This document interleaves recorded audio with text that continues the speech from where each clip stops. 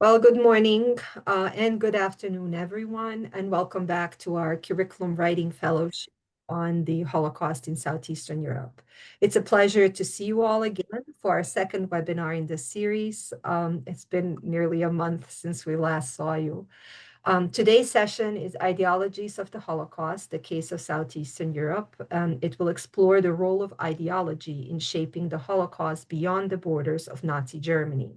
Using the Croatian context as a point of focus, we'll examine the ideology of Ustashism and consider the concept of entwined genocides and the polycentricity of the Holocaust, challenging the notion of Nazism as the sole driving force behind the destruction of European Jews. We're very fortunate to be joined today by Dr. Danijel Matijevic, who is an acting director and co-founder of the Center for Holocaust and Genocide Research in Southeastern Europe at the University of Rijeka and a scholar of Holocaust and Genocide Studies. Dr. Matijevic specializes in the global history of genocide and mass violence in the 19th and 20th centuries, with a particular focus on Southeast Europe during the World Wars. He earned his PhD in history and Jewish studies from the University of Toronto, where he was a Vanier scholar, and his dissertation, Ustashism as Ideology and Practice, examined the Ustasha movement's genocidal campaigns in the Vukovar district during World War II. Dr. Matijevic has taught modern European and Holocaust history at McGill University and the University of Toronto, and his work has been supported by numerous institutions, including the Claims Conference and the Holocaust Educational Foundation. So we're thrilled to have him with us today to guide our discussion on the ideological frameworks of the Holocaust and Southeast Europe. So please join me in welcoming Dr. Danijel Matijevic. Thank you very much, Sandra. And thank you all. I'm really happy to be here as well. Really honored. Yeah, so we should start immediately. I should start sharing and presenting. If you'd like to say something about yourself, or if not, you can start and discussion can happen later. It's all good. Yeah, the introduction was fine, and we should probably save some time to discuss later. I'm sure there's going to be a lot of questions. This is a very complicated material, which is probably the first point I want to make here and ask you to pay close attention, because I think this material is probably something you're seeing for the first time. And please take notes for potential questions you may have during the discussion, during the Q&A period. Something happened where we see only half of your screen. I don't know if you touch something. Maybe if you go into presentation mode, it will. Yes, I'll try to work on this. Just one second. Is this better? Yes, it is. Thank you. Okay, good. Okay, so as I said,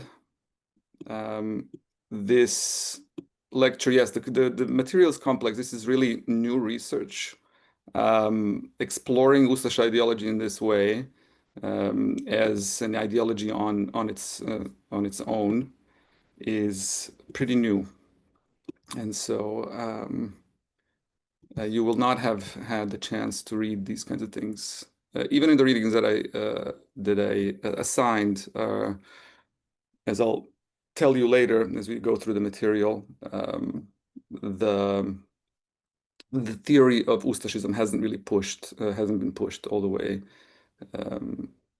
to the appropriate extent, I would say.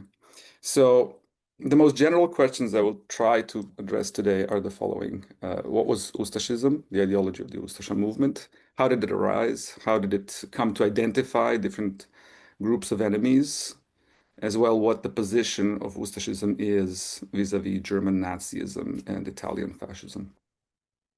As you'll see, answers to these questions that my research yielded will lead us to a set of what I think are enlightening conclusions regarding the Holocaust and the era of the World Wars.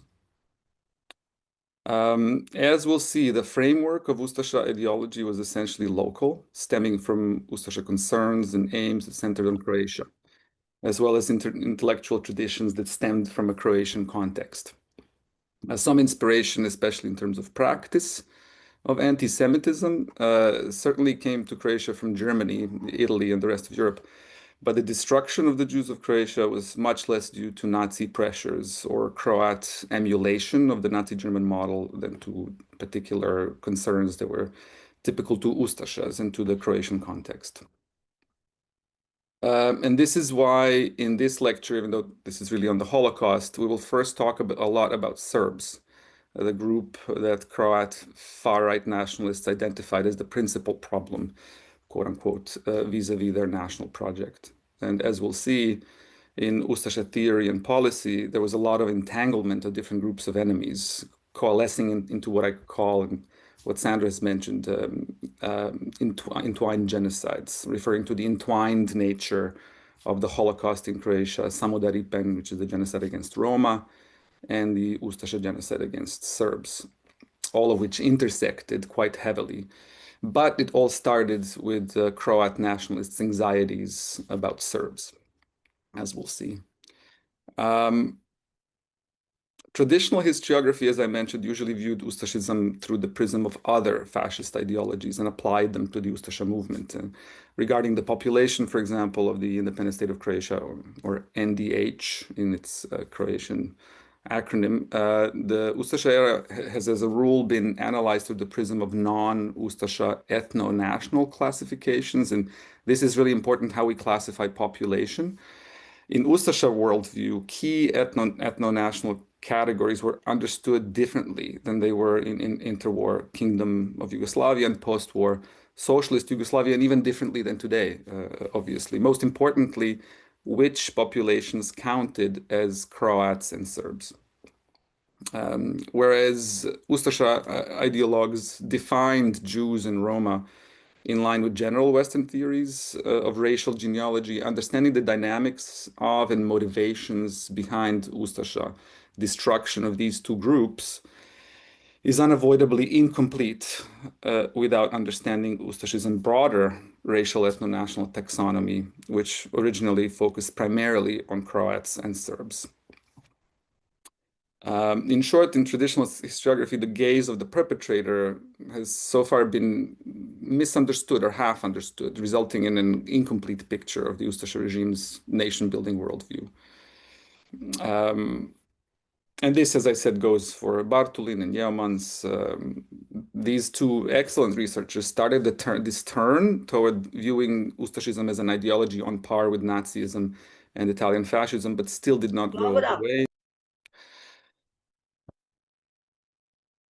So yes, we're talking about historiography and how the view of Ustašism has been incomplete.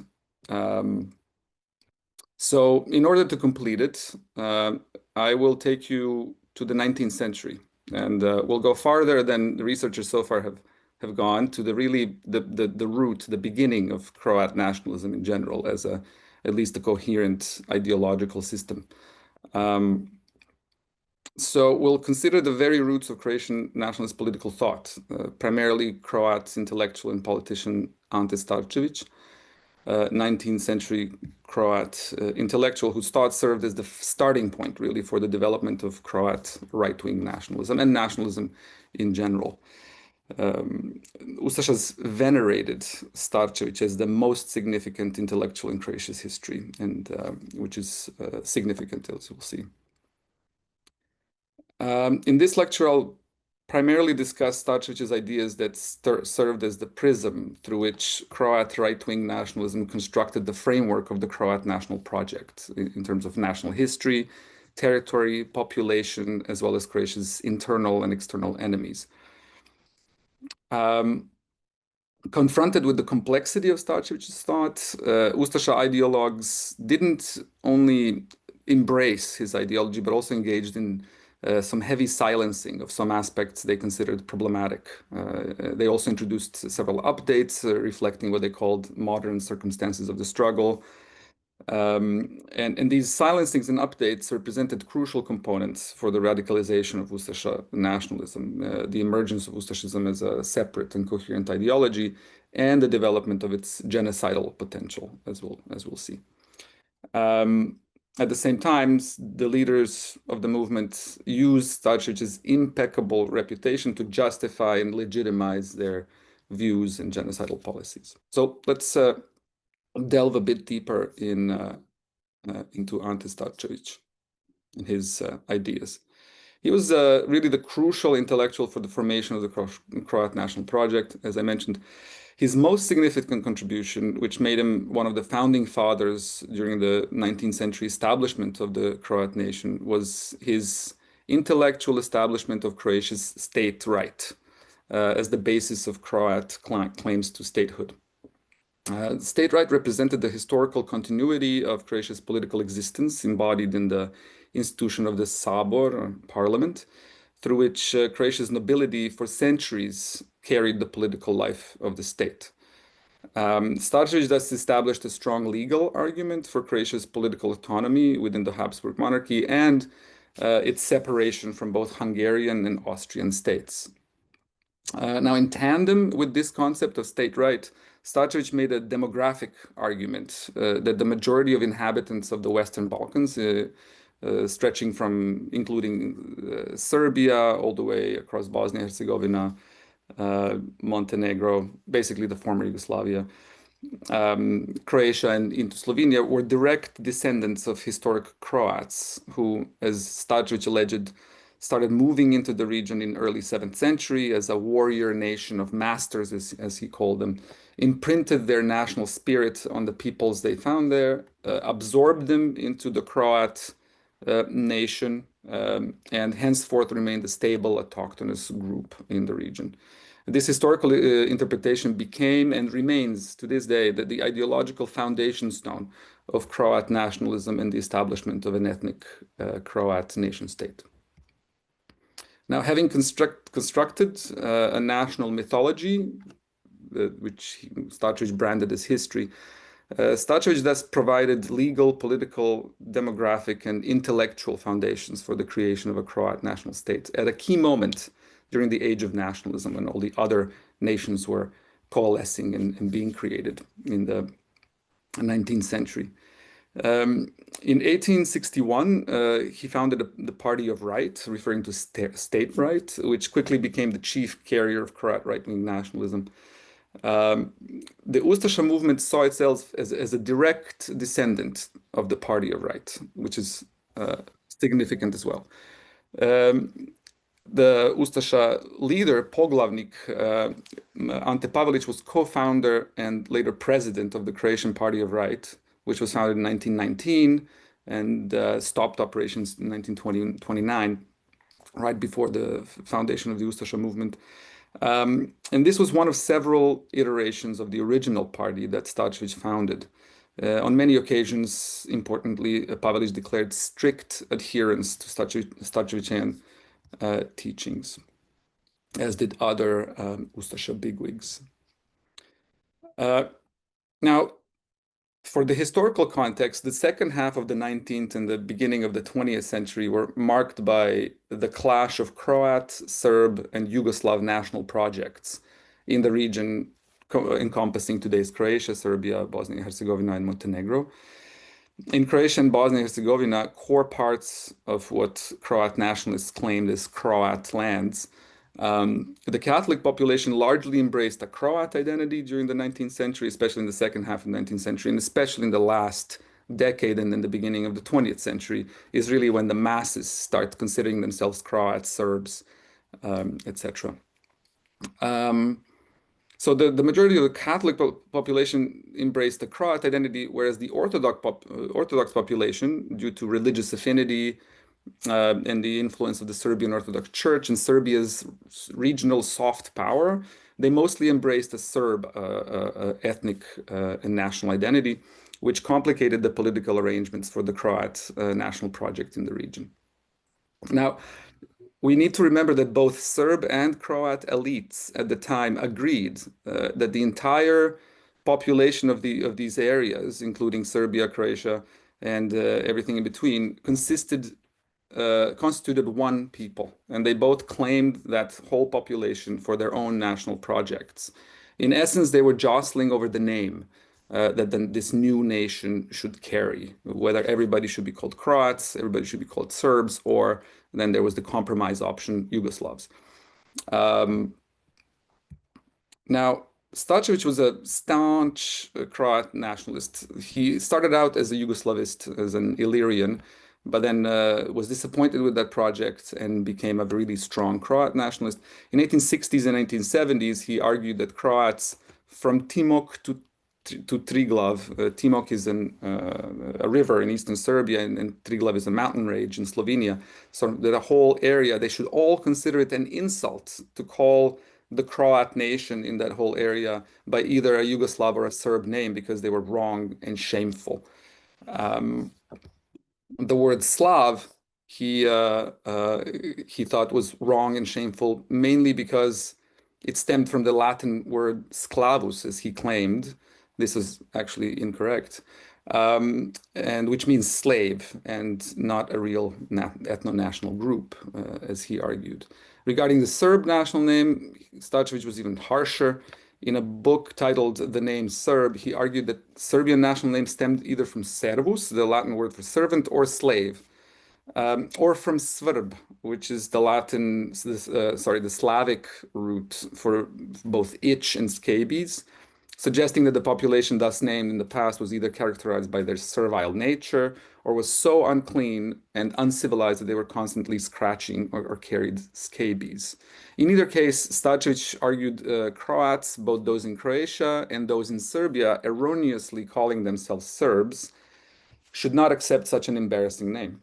Instead, he thought they should all opt for the name Croat, Hrvat, which he wrongly argued that came from the verb hrvati, to wrestle or to fight, which he thought was more honorable, more glorified.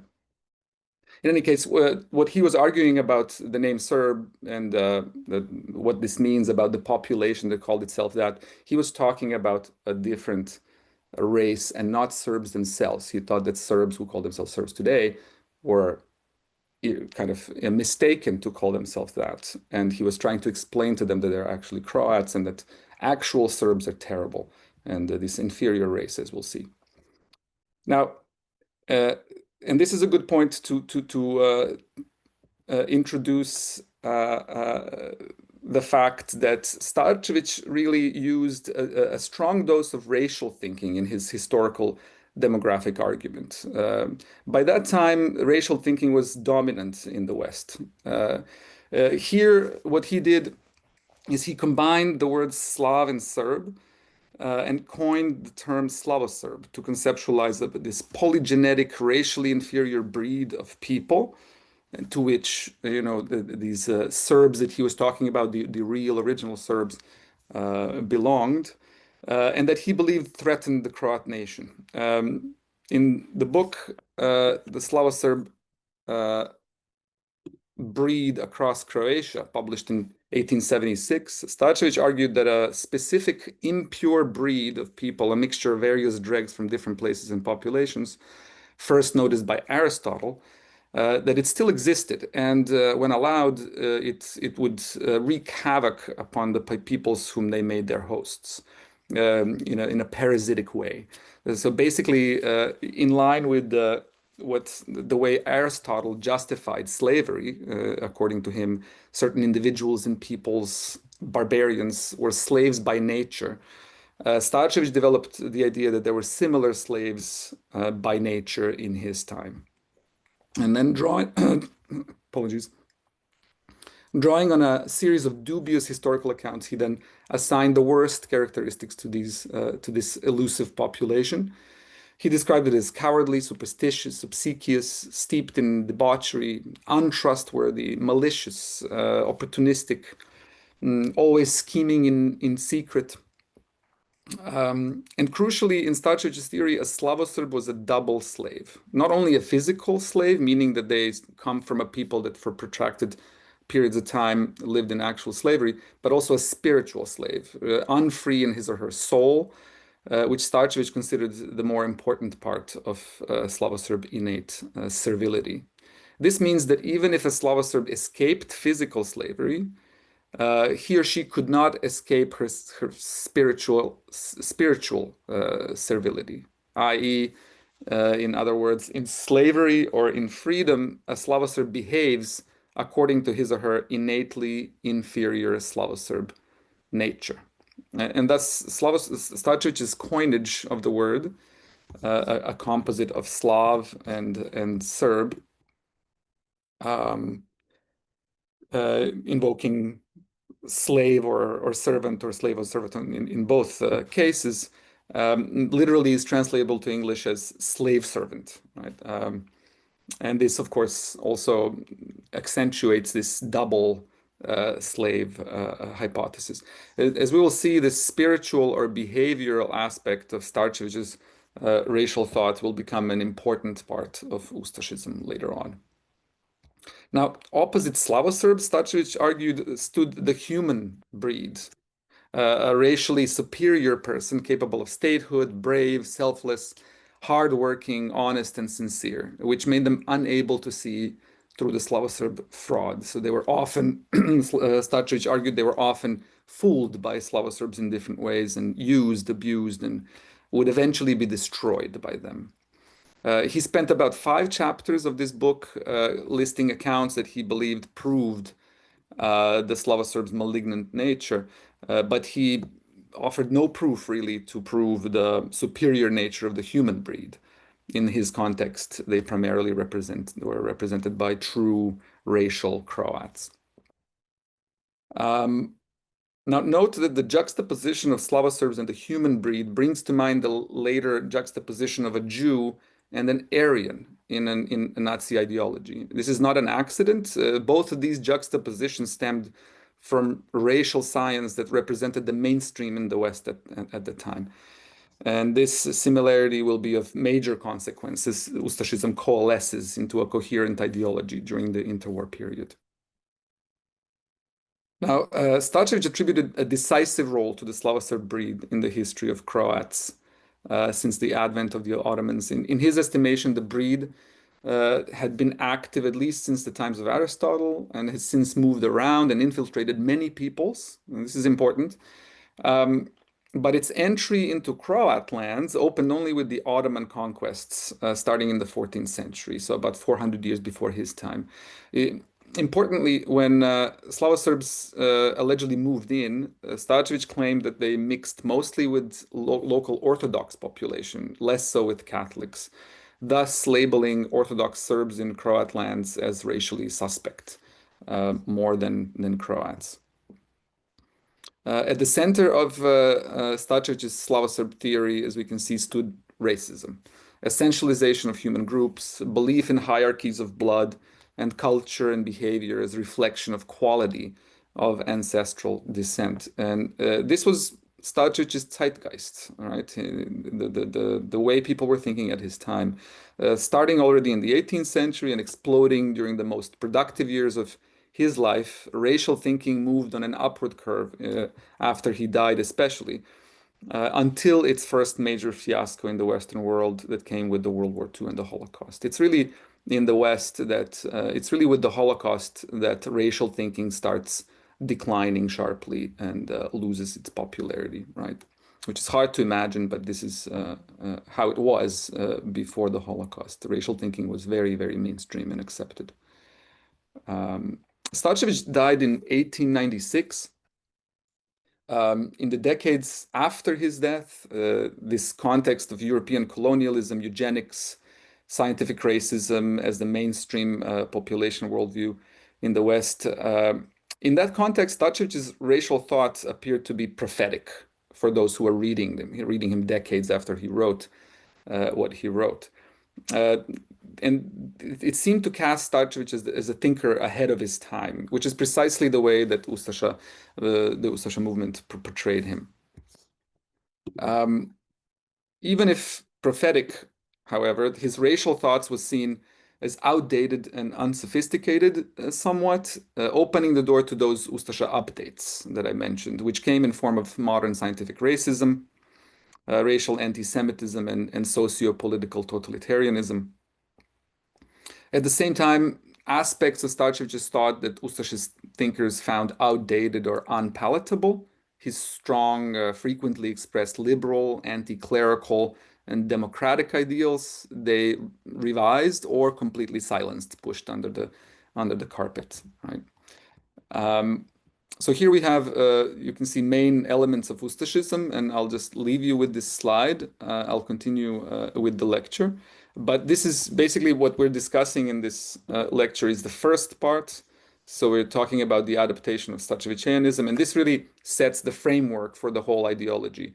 And then these other, the economic, the political aspects, and the cult of violence, we're not going to discuss. We don't really have time, unfortunately, to delve into that today. But we are looking at the main framework.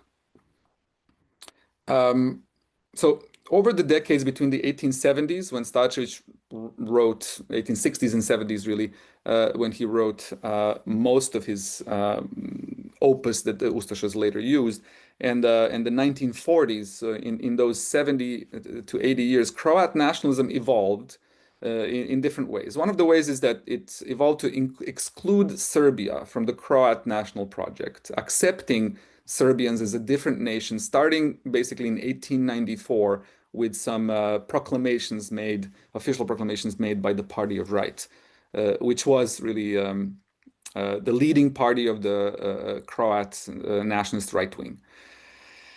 Now, Croat nationalists, so they accepted that Serbians were a different nation. Serbia had its own state at that time. It was largely independent from the Ottoman Empire already in the final decades of the 19th century. And they just accepted that this was now going to be a different nation. The Croats there kind of got, acquired a new identity. But they doubled down on the question of the Orthodox in Croatia, negating the existence of Serbs west of Drina, the river that was kind of set as the eastern border of the Croat lands. So in Croat lands, no Serbs. In Serbia, yes, the Serbs are accepted as a separate nation. So the Orthodox who identified as Serbs in Croat lands were a problem for the Croat nationalists, right?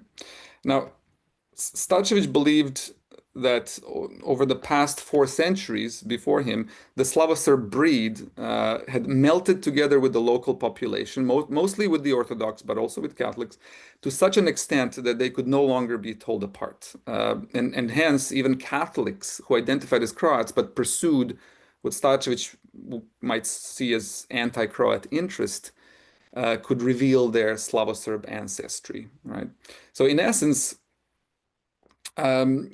it's this opposition to Croat national interest as defined by Starchevich that is a recognizable Slavo-Serb trait, he argued, regardless of ancestry, right? So how do you tell apart, how do you locate, identify this inferior racial group that infiltrated our people, right? Both Catholic and Orthodox, but mostly the Orthodox, but most of the Orthodox are originally Croats and racial Croats, so they were fooled by these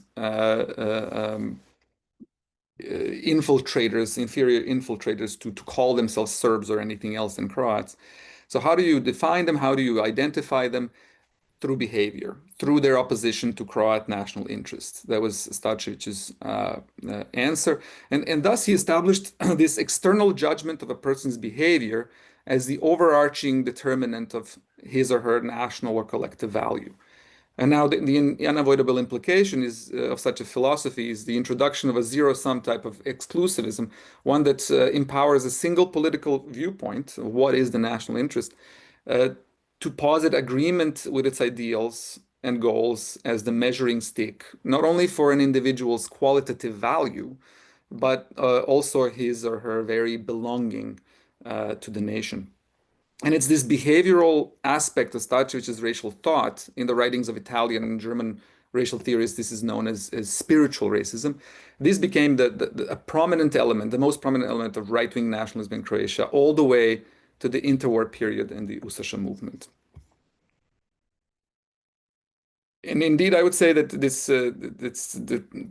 his claim that contemporary Slavoserbs are recognized by behavior was really the essential element of Starčevićian thought for the subsequent development of Ustaša ideology. Um, Now, whereas in Starčević's time, this behavioral paradigm, when he was writing, this was primarily rhetorical, right?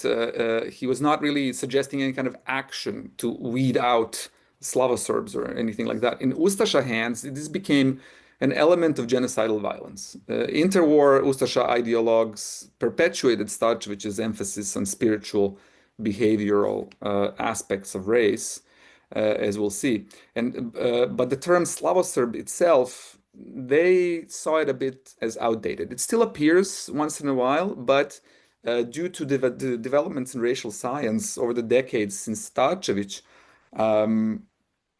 they replace it. They use various euphemisms such as vagabond, nomadic element, or foreign element, or internal enemies.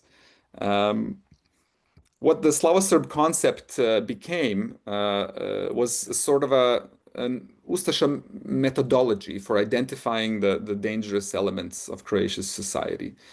The Slavoserb theory then, under the operating terms foreign elements and internal enemies, remained omnipresent between the lines in Ustaša ideology and in the writings of Ustaša ideologues and intellectuals as essentially an elaborate and adaptable conspiracy theory that the Ustašas used to generate and justify their policies.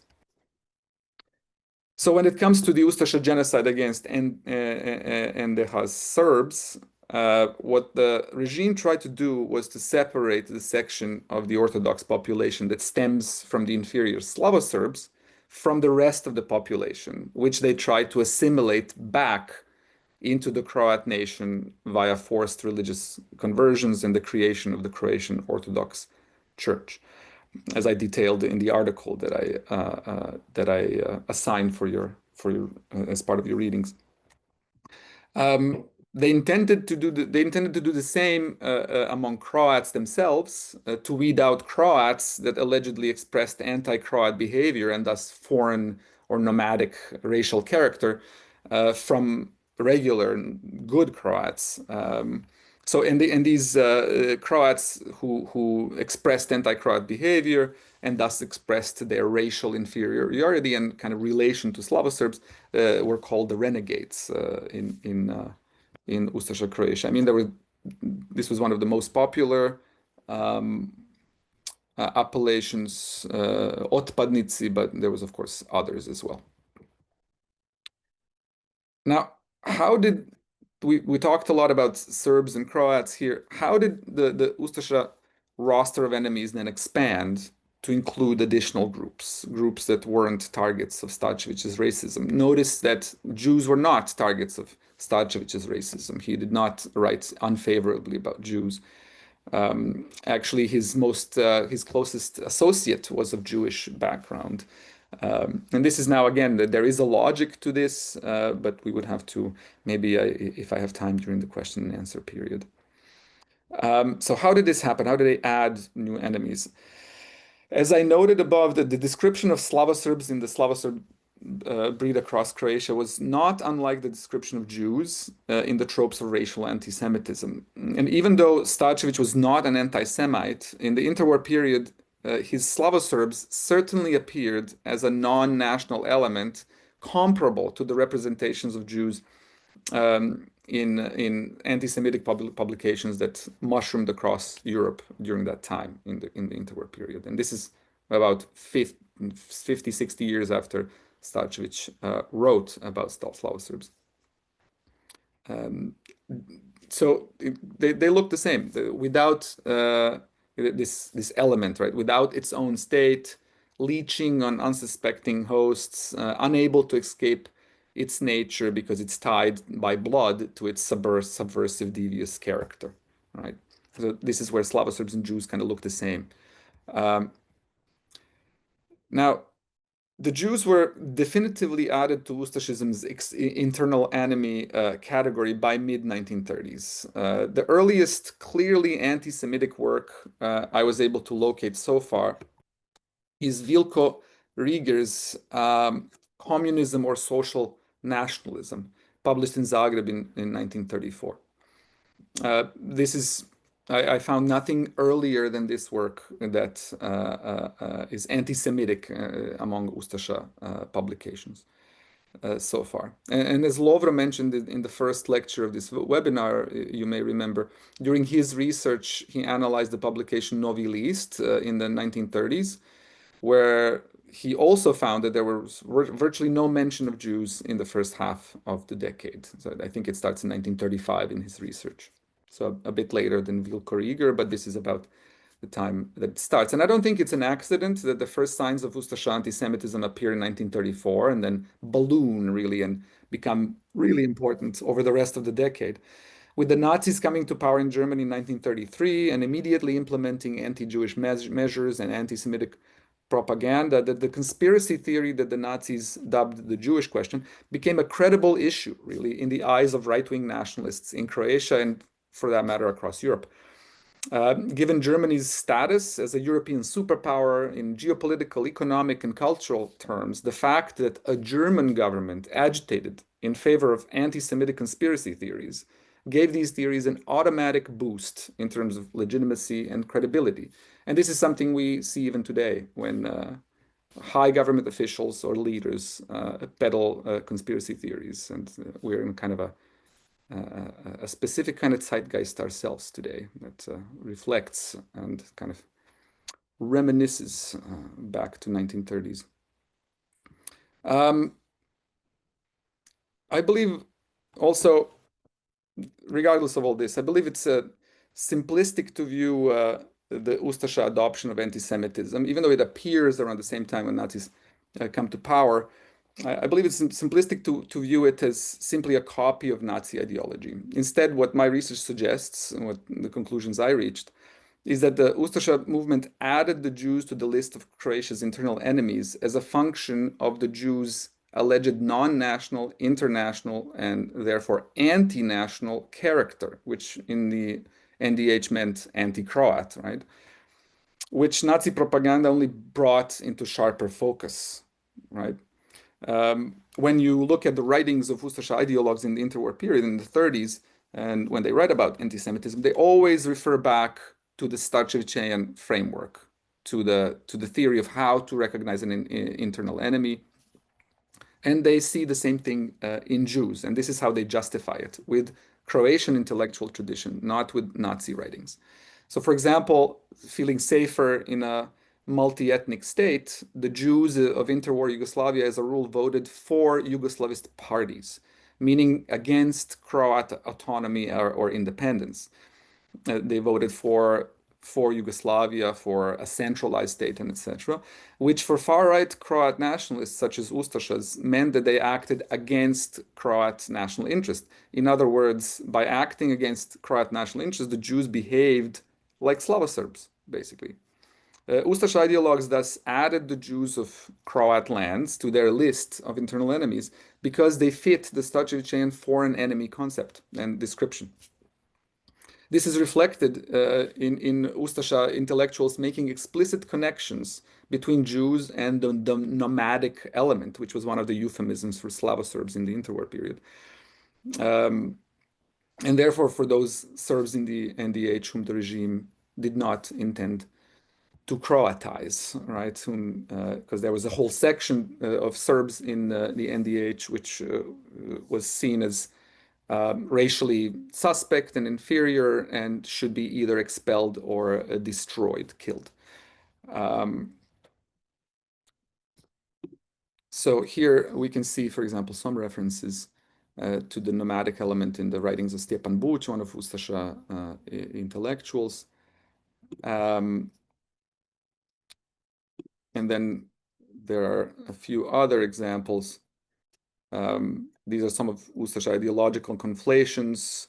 And this reflects also the entwined genocides hypothesis, where you can see these different groups. And of course, there's a campaign of violence against each one of these groups behind these slogans and these conflations. They are all put together, right? And then this becomes an entwined attack against multiple minority groups. Here we have another Chetnik communist gangs. This one refers to Masonic Jewish Balkanism. So it can kind of connects to Balkanism. Really, again, harkens back directly to Starčević. He really used this word quite a bit, where Masons and Jews are connected to Balkanism, which really stands for Slavo-Serbs and for inferior racial groups in the Balkans, right? So again, they're all put together as this enemy front, internal enemy front. Here we have Serbo-Judeo-Masonic enemy, right? And this is Srpsko-Žido-Masonski. It would be in the original language.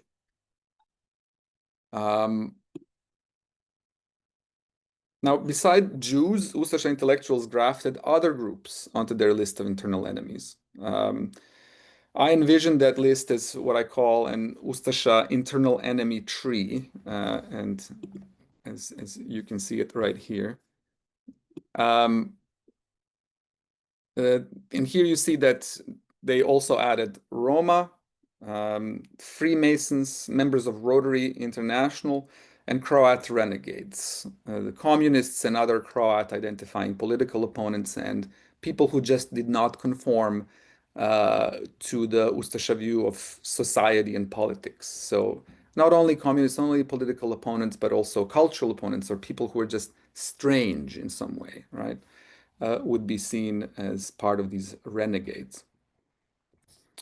Here you can see, and if you have some questions about the addition of these different enemy groups, we can get to that in the Q&A. But yeah, this is kind of the timeline of when these groups are added, and then also the connections of these groups. So basically, the red line represents the Slavo-Serb connection that kind of goes through all of these groups on the right. Now, the ideological alignment of Nazi anti-Semitic theories and Ustasha on the one hand, and Ustasha reading of Starčević on the other hand, sealed the Jewish fate. This was less the result of a Nazi influence and more the result of Ustasha aims for Croatia and Croat national consolidation. Plans that were highly exclusivist and could not accommodate Jews, Serbs, Roma, and a growing number of various kinds of Croat nonconformists. So, in conclusion, I'll look at some broader takeaways from what I just presented. What is the broader significance of reclassifying Ustashism from a derivation of German Nazism and Italian fascism to an independent, locally rooted system of thought, which is on par with the other European far-right ideologies of that era? Most basically, the conclusions that my research into Ustasha ideology yielded makes really more sense when you look at the broader context of the scientific racism as mainstream philosophy of thought about human groups and demographics being really regnant in the West. It really makes much more sense. And also, it makes sense in terms of the way far-right nationalists think and how they focus on their own national tradition and draw inspiration from their own national wealth. And it makes sense that nationalists in Croatia would do the same. Yeah. Right? Now, perceiving multiple aggressively racist and ethno-nationalist ideologies having existed in interwar and World War II Europe concurrently, right? Especially when viewed alongside the examples of Romania's Iron Guard, which you looked at last month, Slovakia's Hlinka Guard, their urgency to rid the country of the Jews, even though they didn't kill them themselves, right? There was certainly this urgency to get them out. They paid the Germans to take the Jews to German death camps. Vichy France's committed effort to cleanse the protectorate of non-French Jews, The participation of willing executioners in the Baltic states, Poland, Ukraine, and elsewhere in Scandinavia. This all suggests the Holocaust was a cross-European rather than only a German event. And this is what the Croatian example also suggests. The Nazis really opened the horizon, and many groups, such as Croatia's Ustasha movement, enthusiastically followed their example in pursuit of their own national interest. Now, as I mentioned just a minute ago, the Holocaust as a cross-European event makes sense in the broader context of mainstream Western racial thought. We could perhaps broaden the view from Europe and see it as a Western event even. If we take into consideration examples such as the voyage of the ocean liner St. Louis, 254 of whose passengers ended up in Nazi death camps, in part due to anti-Semitic attitudes in Cuba, the US, and Canada. Um, Consider the fact also that Nazis were one of many political organizations in the Western world that saw Jews as a mortal danger for their communities of blood, as they called their nations, paranoically observing the alleged Jewish takeover of the world under corrupt democracies and Soviet communism as an alarm for a fight to death. Right? And this was not only Nazis, there were numerous groups of that kind across the Western world. When German Nazis showed the way they extinguished their Jewish menace, Croat Ustashas, Romanian Iron Guardists, and others found inspiration in their policies, a path to resolving their own Jewish questions or internal enemy questions, as was the case in Croatia. And the Ustasha regime, therefore, did find inspiration in Nazi anti-Jewish policy, but much less so in ideology. And this is a very important distinction to make.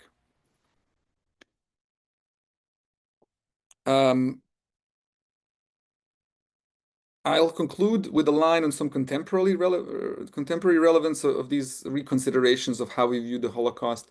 I believe it was unfortunate that the Holocaust was assigned almost exclusively to Germany as some sort of an aberration in the West. It allowed the rest of the West not to comprehensively confront and therefore never to fully shed its exclusivist and racist intellectual and cultural traditions.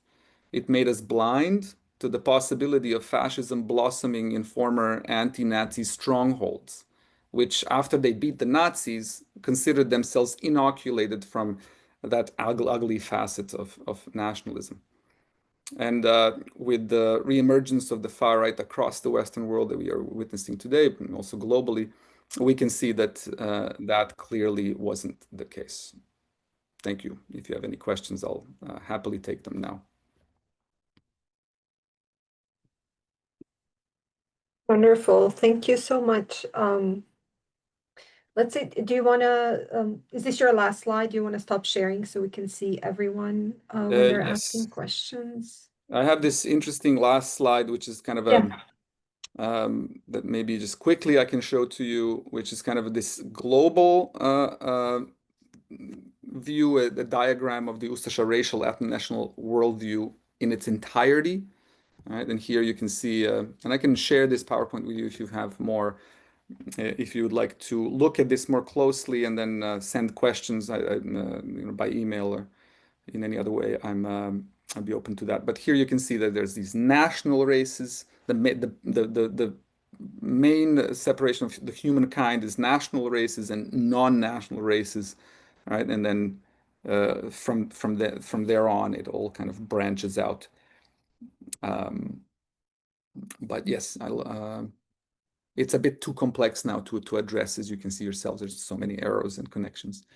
But it does make sense to divide it up like that. It sums it up nicely, just the gist of it. Yeah. Yeah. So we're open for questions.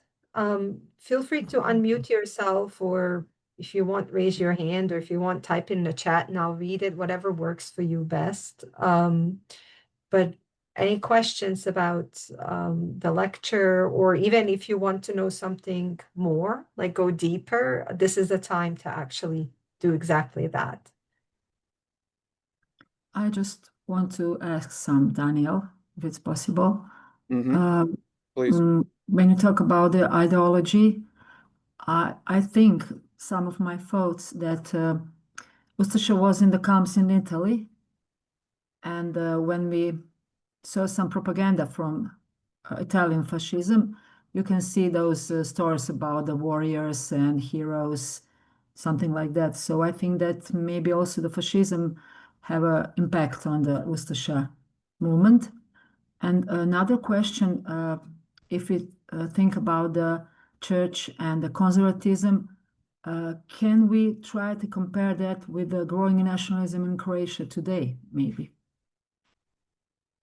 Um, can you repeat the second part of the question? Uh, because in Croatia, there is some kind of growing nationalism and Ustašism also, Mhm. and the impact of the church on the society is growing today. Right. So can we compare it with some thoughts about ideology in the before the Second World War and the growing Ustašism then? Of course. Yeah. Uh, to first address your first question, yes, certainly there was inspiration flowing around across all of these places. And, in the end, we give so much more significance to Italy and Germany because they're fascist. And here we talk lowercase fascist, right? Uppercase fascist really refers only to Italy. These movements coming to power, it's the most important places where this happened. They carried really the Axis powers and the start of the Second World War, etc. So we give them extra significance. But there were comparable movements across Europe. Every country had at least one, and they all had their theories and ideas. Most of them really focused on their own intellectual, their own national intellectual tradition. But of course, then they influenced each other, right? So that's what we talk about when we talk about racial science and this like right-wing view of human groups as being mainstream in the West or in Europe, but the broader West as well.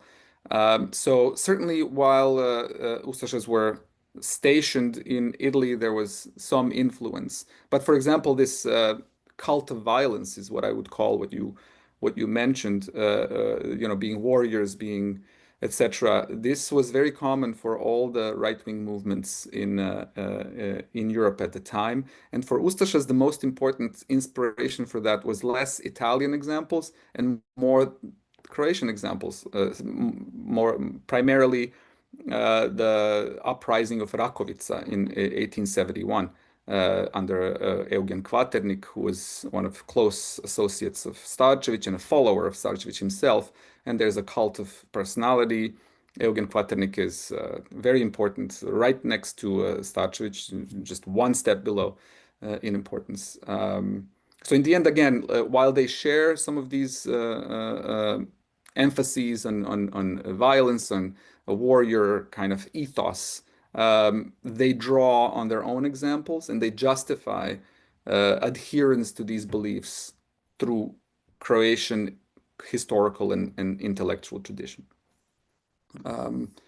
But they would definitely view other fascist movements and ideologies as their kin, but not as their parents, if you can see the difference, right? As equals. So Ustashas hated being called fascists or Nazis.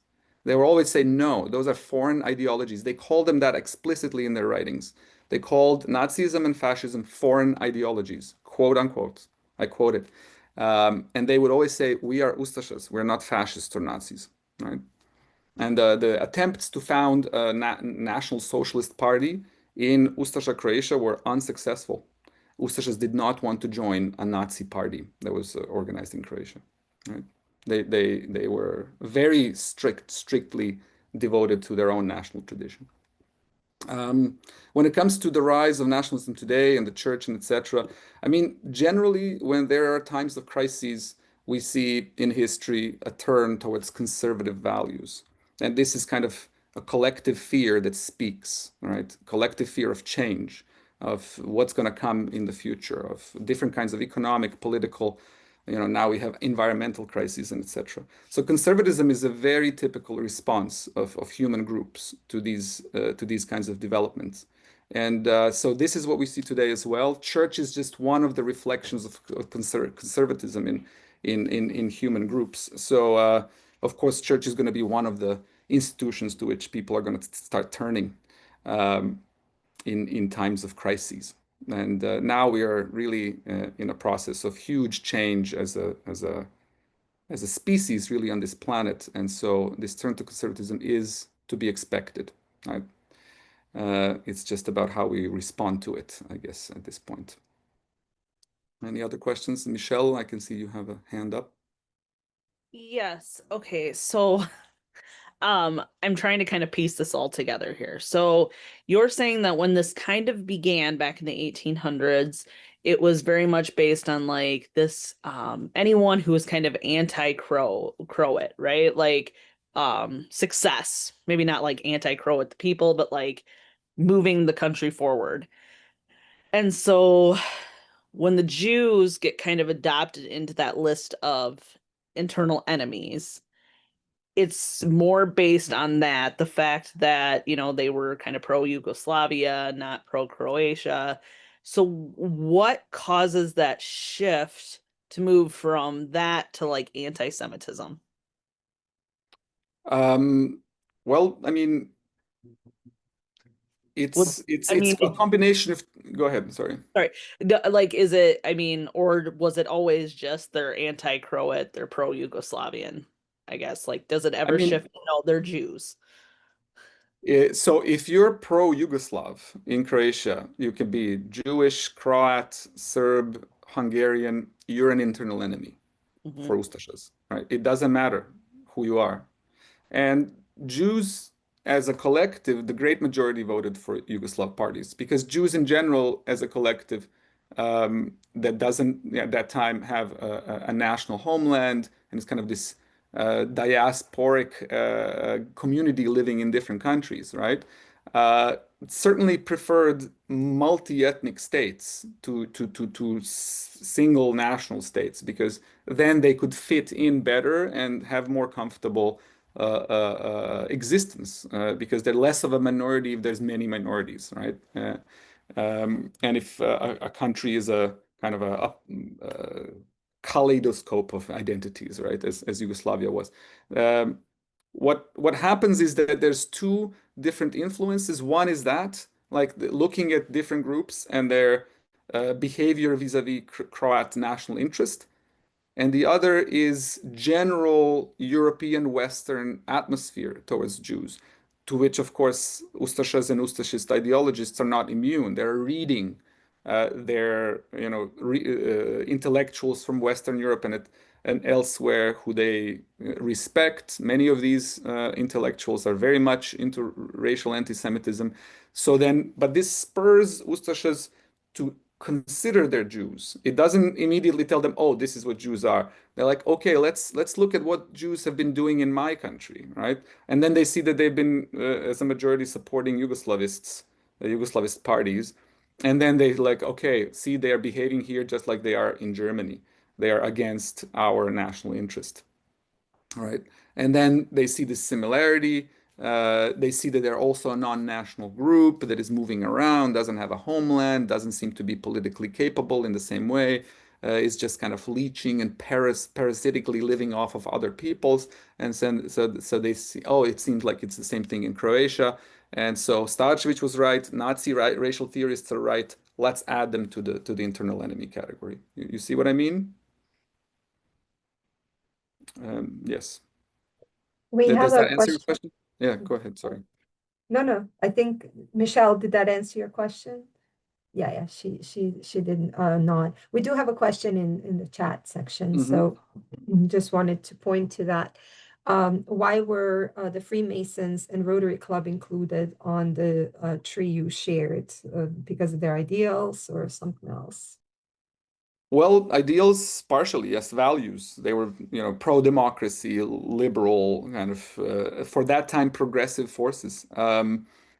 Another reason, I mean, the main reason is that they were these kind of secret societies. They're not open to the public, and they group together. These organizations group together elites from across the world, from all the different countries. So they're not a national organization. They're an international organization, which at that time were seen as suspect by all any right-wing, far-right organization was seen as problematic.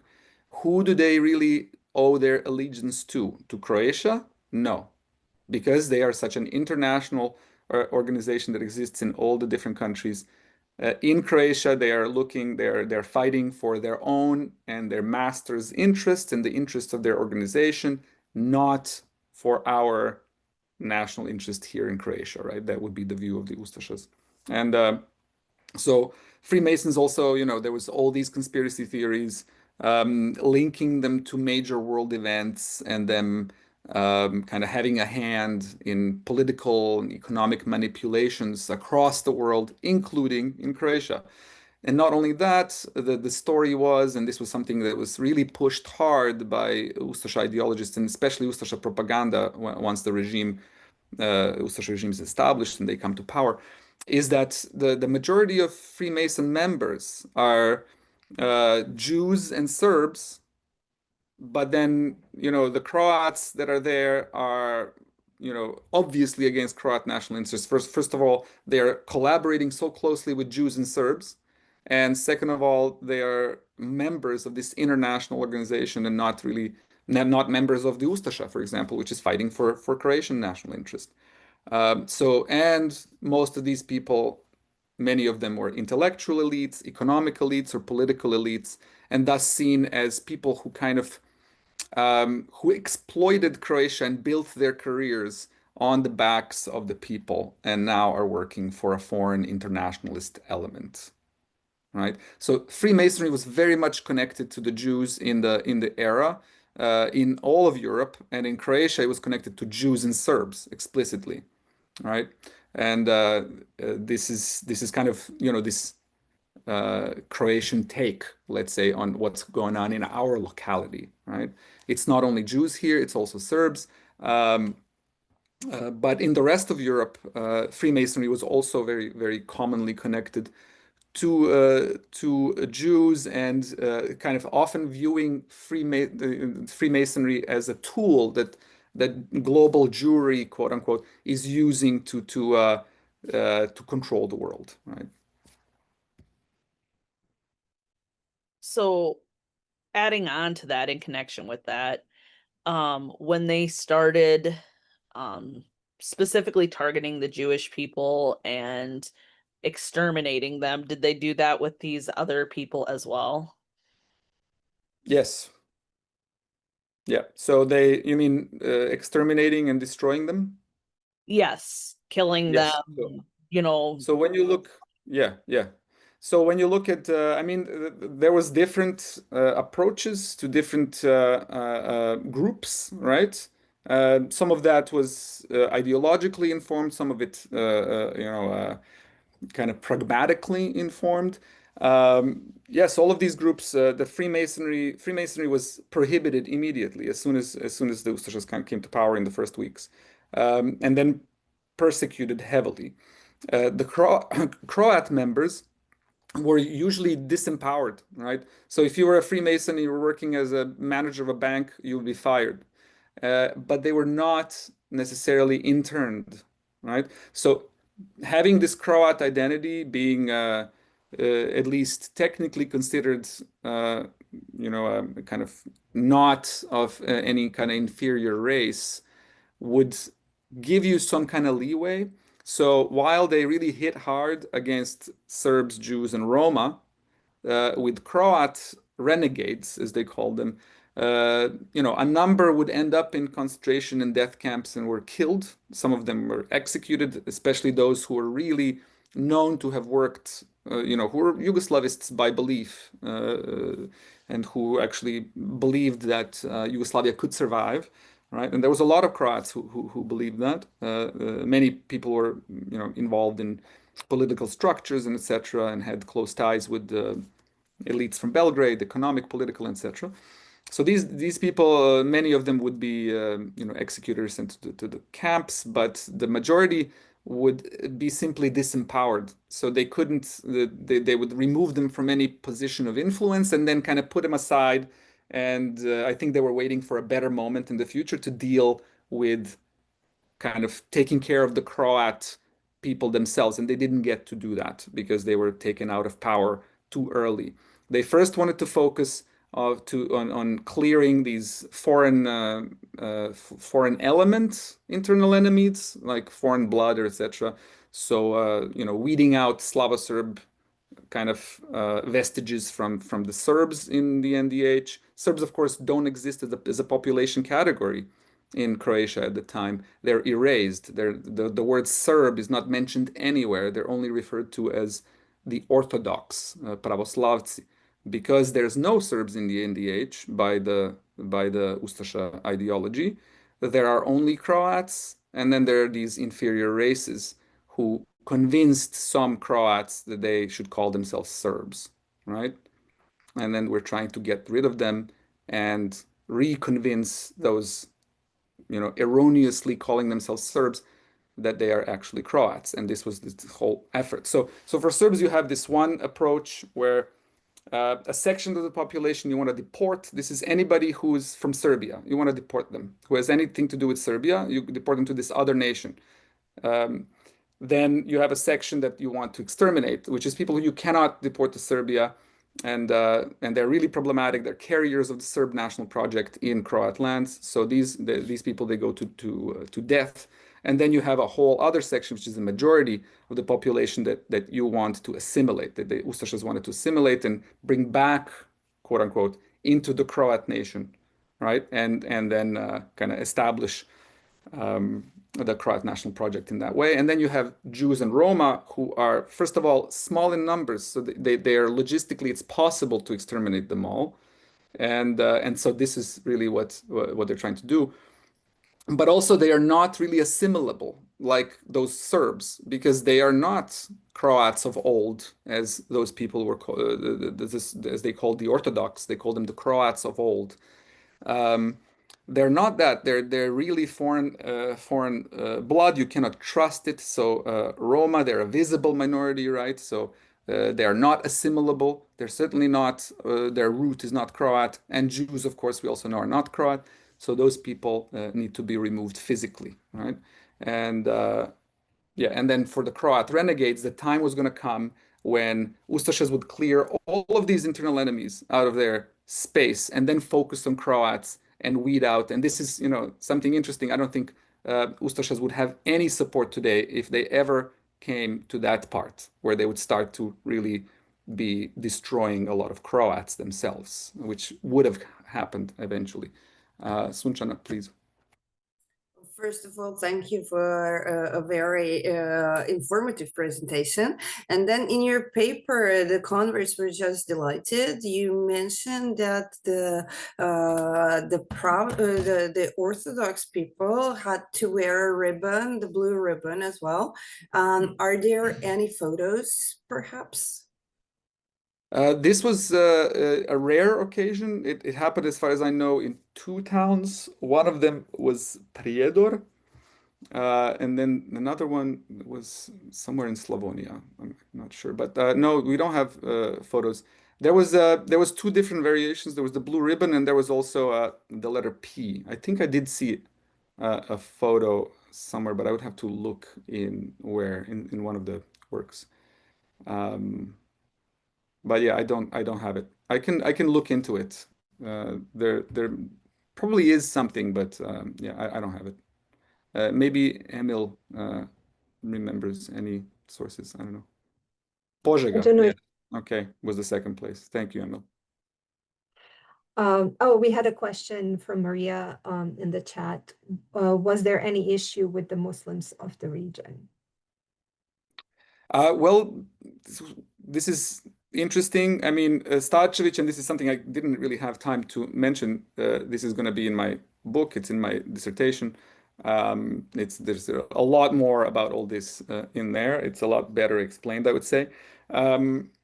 So Muslims of Bosnia and Herzegovina, Starčević considered them one of the best preserved sections of the ancient Croat population because they were in this mountainous regions.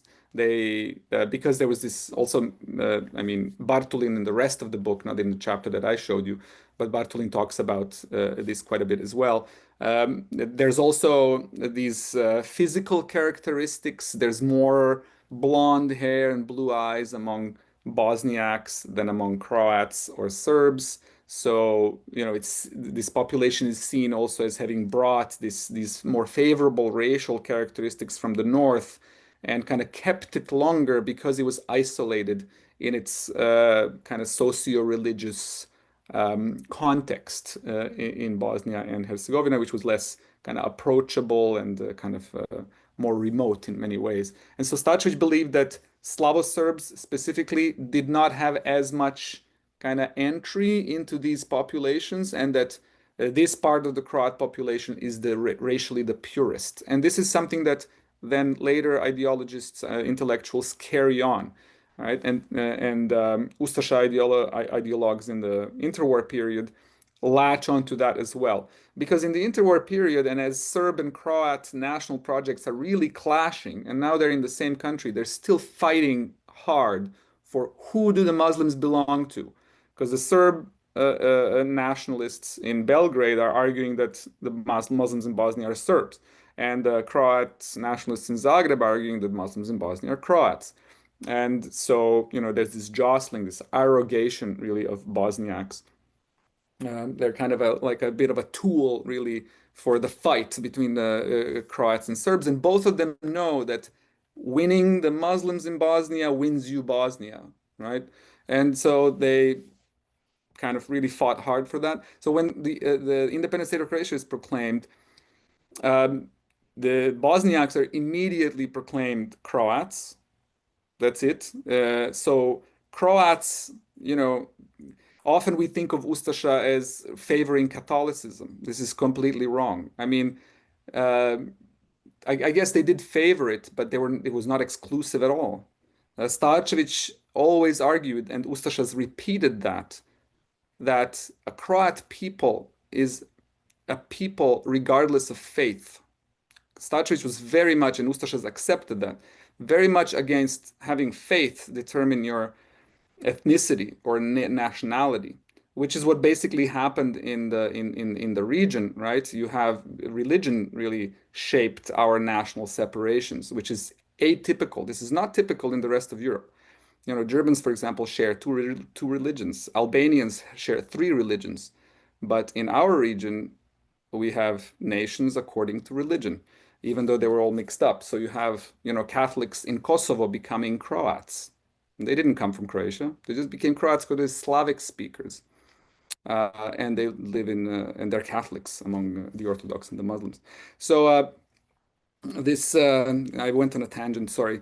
But yes, so what happens with Bosniaks is that they are immediately accepted as Croats. They're brought into the movement. A lot of Bosniaks become Ustašas, and there's a lot of Bosniak elites from the interwar period that are become elites in the Ustaša period as well, because they're trying to draw these people in and make them favorable to the Ustašas. Now, a lot of Bosniaks turn against the project. There's a lot of resistance in Sarajevo, for example. There's a lot of resistance to the deportation of Jews by locals, and etc., which kind of shows that Bosniaks were still a different kind of group. But yeah, that's the attitude of the Ustašas towards them, especially since Serbs were such a huge population group, and Croats had what 53% of the population without Bosniaks, and with Bosniaks around 70, right? Thank you. I always think the example of the question of Roma people in Bosnia, who sometimes were Muslim and other times were any other really religion, Orthodox or Catholic. And there was, during the Holocaust, this appeal from Bosnian Muslims not to persecute Roma who are Muslim because they were Muslim. And so that kind of like drives this question, or the idea of how much focus there was on the race rather Yes, than, or what they perceived as race rather than the religion itself. exactly. But Yes. I This want was to thank, successful in many ways. This was successful. yeah, They often did save Roma people because they were Muslims and they didn't want to really kind of antagonize the Muslim community.